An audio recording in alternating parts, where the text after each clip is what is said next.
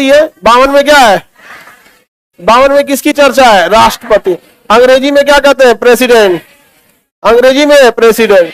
तो ये हो गया 52 में किसकी चर्चा है? राष्ट्रपति।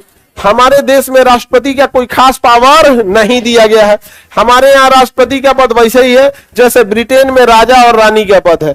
तो ब्रिटेन में जो पद महारानी का है, भारत में वही पद राजा का। वहां भी महारानी कुछ करती नहीं है, यहाँ भी राजा कुछ करता नहीं है। राष्ट्रपति क्या ही करते हैं? कुछ नहीं। तो हमारे देश में राष्ट्रपति का पद किस देश से लाया गया है? ब्रिटेन से। क्या भारत का वो वास्तविक प्रधान है या औपचारिक है? मतलब फॉर्मेलिटी के लिए कहा गया है कि भारत के सर्वे सर्वा यही है, यही है भैया भारत के सर्वे सर्वा यहाँ पे, लेकिन वास्तविक रूप से कोई और है। समझ में आ गया कि नहीं आ गया? तब राष्ट्रपति के बारे में जो चर्चाएं की गई हैं 52 से लेके 61 के बीच में राष्ट्रपति की चर्चा है। 52 से लेके कहां तक है? 61 तक चर्चा है। तो 52 आर्टिकल 52 इसका एक ट्रिक है, पकानी कोका दुयो दशा। पकानी कोका दुयो दशम, ये एक ट्रिक है, समझा गया? पकानी कोका दुयो दशम।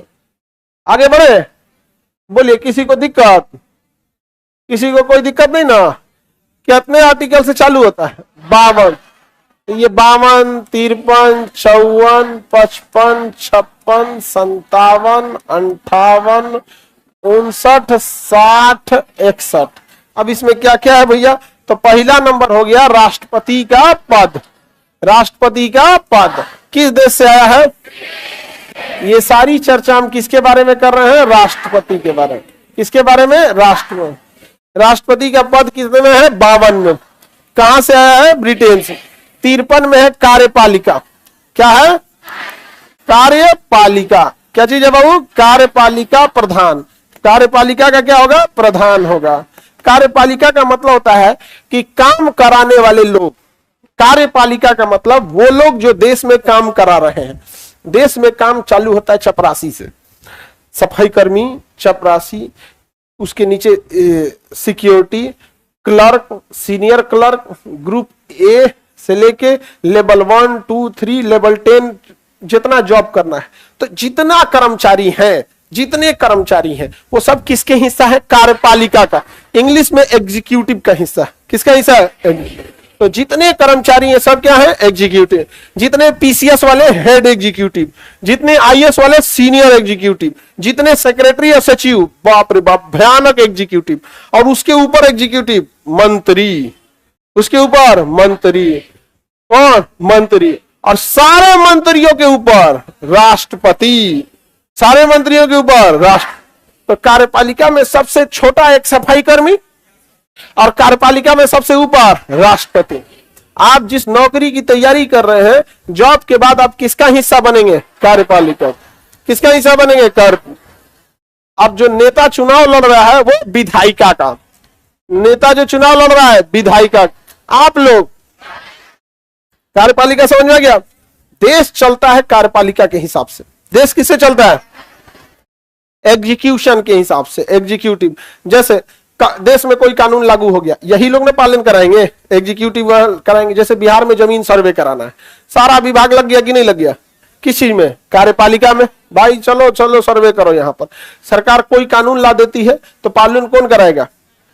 कार्यपालिका। उसको एक मंत्री के अंडर दे दिया जाएगा, वो उसके नीचे सेक्रेटरी रखेगा, उसके नीचे अधिकारी, धीरे धीरे नीचे लेवल पूरा उसका एक डिपार्टमेंट हो जाएगा। जैसे शिक्षा विभाग में पहले ग्रेजुएशन 3 साल का था, अभी कर दिया गया 4 साल। लागू कौन कराएगा? कार्यपालिका। तो कार्यपालिका का जो प्रधान होता है, कार्यपालिका का प्रधान, वो कौन होता है? राष्ट्रपति। कार्यपालिका प्रधान राष्ट्रपति। अब हम आपसे पूछते हैं, कार्यपालिका का वह वास्तविक प्रधान होता है या औपचारिक? देश का वह वास्तविक प्रधान होता है या औपचारिक? ये कहां से पद लाया गया है? अमेरिका में? हाँ, ब्रिटेन। आपके मन में एक सवाल आता था जब हम लोग पढ़ते थे, तो ब्रिटेन में राष्ट्रपति ये नहीं होता, तो ब्रिटेन से राष्ट्रपति का पद आया कैसे? हम लोग को ऐसा लगता था रानी होती है वहां पे, तो हमारे यहाँ तो रानी का व्यवस्था ही नहीं है, तो हम लोग को ऐसा लगता था राष्ट्रपति का पद अमेरिका से लेना चाहिए था। लेकिन अमेरिका के राष्ट्रपति को अथाह शक्तियां हैं, हमारे यहाँ के राष्ट्रपति को कोई शक्ति ही नहीं। तो शक्ति के आधार पर हम तुलना कर रहे हैं कि राष्ट्रीय अध्यक्ष जो होता है ब्रिटेन का, राजा या रानी होते हैं और उसके पास भी कोई शक्ति नहीं है। तो दोनों आर्टिकल में कोई दिक्कत। देश का भी वास्तविक प्रधान पीएम होता है और कार्यपालिका का भी वास्तविक प्रधान, कोई दिक्कत है किसी को? वास्तविक प्रधान, वास्तविक रियल कौन? पीएम। और फॉर्मेलिटी के लिए, औपचारिक का मतलब फॉर्मेलिटी, फॉर्मेलिटी नहीं समझते हैं?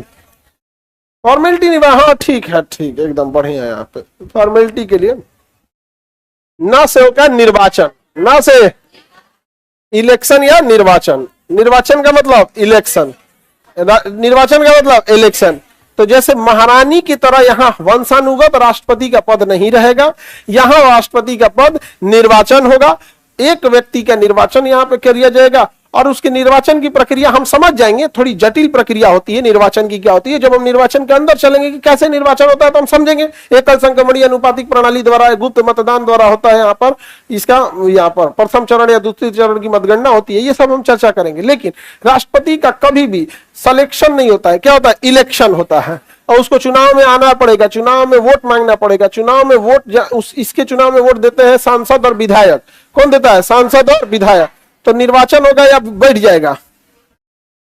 हाँ, निर्वाचन होगा। क्या होगा? अब इसमें कहता है कि राष्ट्रपति का एक फिक्स कोटा होगा, यानी कट ऑफ लाना होगा कि कम से कम इतना वोट चाहिए, तो उसी को क्या कहेंगे? कोटा। क्या कहेंगे? कोटा। तो राष्ट्रपति का क्या होता है? कोटा। इससे कम वोट पाएंगे तो उनका कॉपी जांच नहीं होगा, कॉपी जांच नहीं होगा, मतलब उनका इलेक्शन वाला जांच नहीं होगा यहाँ पर। तो एक फिक्स कोटा लाना चाहिए। और उसके बाद क्या से होता है? कार्यकाल। क्या जी? कार्यकाल। कार्यकाल, कार्यकाल की चर्चा आर्टिकल 56, कोटा की चर्चा 55, निर्वाचन 54, कार्यकाल, पद, राष्ट्रपति का पद 52। राष्ट्रपति को एक फिक्स कोटा लाना जरूरी है कि नहीं? हाँ, कार्यकाल किसमें चर्चा है? 56। तो राष्ट्रपति का कार्यकाल कितने साल होता है? 5 साल। आर्टिकल किसमें? 56। कार्यकाल कितने साल? 5 साल। कितने साल? 5 साल कार्यकाल होता है। अभी हम सारा चीज की चर्चा करते चलेंगे, लेकिन पहले एक बार इसको पूरा डिटेल से देख लेते हैं, थोड़ा थोड़ा। यहाँ पे एक ही व्यक्ति दोबारा राष्ट्रपति बन सकता है, एक ही व्यक्ति दोबारा बन सकता है, लेकिन जब दोबारा बनेगा तो उसे वैसे ही प्रक्रिया फॉलो करना पड़ेगा जैसे वो पहली बार गया था। फिर से उसका निर्वाचन होगा, उसे कम से कम एक कोटा बराबर वोट का पाना पड़ेगा, फिर उसका कार्यकाल कितना रहेगा? 5 साल रहेगा। तो एक ही व्यक्ति दोबारा राष्ट्रपति बन सकते। यह सौभाग्य केवल डॉक्टर राजेंद्र प्रसाद को था, वही दोबारा राष्ट्रपति बने थे, और किसी को यह पद प्राप्त करने का दोबारा सौभाग्य नहीं मिला। अब तो राष्ट्रपति का पद एक राजनीतिक पद हो गया है, जिस जाति का वोट चाहिए उस जाति के राष्ट्रपति को बना दो। महिला का वोट चाहिए तो महिला राष्ट्रपति बना दो, काला आदमी का वोट चाहिए, गोरा आदमी का वोट चाहिए, बड़े जात का चाहिए, छोटे जात का चाहिए। अब राष्ट्रपति के पद राजनीतिक, घोर राजनीतिक हो गया है। नहीं समझे? ये दिखाने के लिए कि यहाँ पे ये है, यहाँ है। राष्ट्रपति के लिए क्या है? अब देखिएगा ना, ये एक मैसेज जाता है कि हम इनके साथ हैं। नहीं भाई, अगर बहुत ज्यादा आदिवासी के साथ है तो एक गृह मंत्री बना दीजिए आदिवासी को। हाँ, आदिवासी को कौन मंत्रालय देगा? पर्यावरण दे देगा। नहीं समझे? मुसलमान को कौन मंत्रालय दे देगा? ऐसा मंत्रालय देगा जेका बजटे कुछ नहीं है। नहीं, ये बस दिखाएगा कि देखिए हम आदिवासी के साथ हैं, उनको मंत्रालय दिए हैं कि नहीं? मुसलमान के साथ है, मंत्रालय दिए हैं कि नहीं? महिलाओं के साथ है, मंत्रालय दिए हैं कि नहीं? नहीं समझ आ गया? तो ये सारी चीजें अब क्या है सर, कोटा के बारे में विस्तार में बताइए, सारे के बारे में विस्तार में बताएंगे। पहले एक बार आप लोग समझ जाइए इसको। अब ये यह से क्या हो गया? योग्यता। 58 में किसकी चर्चा है? योग्यता। 58 में किसकी चर्चा है? योग्यता का। राष्ट्रपति के पास क्या योग्यता होनी चाहिए? बस 35 साल आयु, भारत का नागरिक। 35 साल आयु, भारत का नागरिक, पढ़ा लिखा कोई जरूरी नहीं हो। भीमराव अंबेडकर साहब इतने पढ़े लिखे थे, उनसे कहा गया कि हमारा योग्यता जोड़िए, तो कहा कि नहीं, ना मैं राष्ट्रपति के लिए कोई योग्यता रखूंगा शिक्षा का, ना प्रधानमंत्री के लिए, ना सांसद के लिए, ना विधायक के लिए। तो लोगों ने कहा कि देखो पढ़ल लिखल का फायदा। तो उन्होंने कहा कि सुनिए, जब देश आजाद हुआ था ना, उस समय देश की स्थिति ऐसी थी कि दलित वर्ग में पढ़ाई का कोई दूर दूर तक बहुत कम मिलता था।